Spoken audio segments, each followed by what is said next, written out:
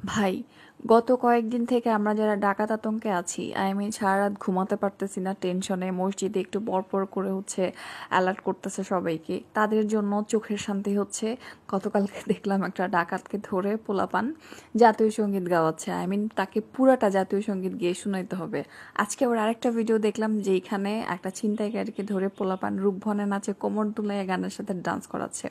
So ডাকাত অথবা ছিনতাইকারী তোমরা যারা আজকে বের হওয়ার প্ল্যান করতেছো তারা অবশ্যই এই ভিডিওগুলো দেখে বের হবা যে তোমরা আসলে কাদের সাথে পাঙ্গা নিতে যাইতেছো। ভাই, এই জেনারেশন সত্যি ডেঞ্জারাস, সাথে সাথে ইন্টেলিজেন্ট, এটা মানতেই হবে।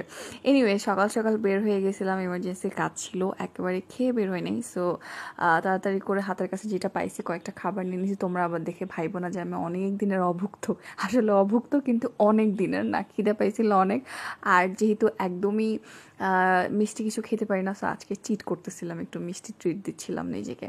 এনিওয়ে, তবে রাস্তায় যেই ব্যাপারটা একটু বিশৃঙ্খলা লাগতেছে সেটা হচ্ছে যে ট্রাফিক যারা কন্ট্রোল করতেছে, যেখানে আসলে 5 জনের দরকার সেখানে ওরা নিজেরাই 10 জন অথবা 12 জন।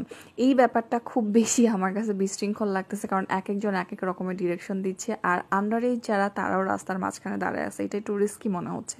তো এই ব্যাপারগুলো আমার মনে হয় কন্ট্রোল করা উচিত। আর এই জায়গাটা কি সবুজ, কি সুন্দর, চোখের শান্তি, কি যে বলবো, দেখলেই মন ভালো হয়ে যায়।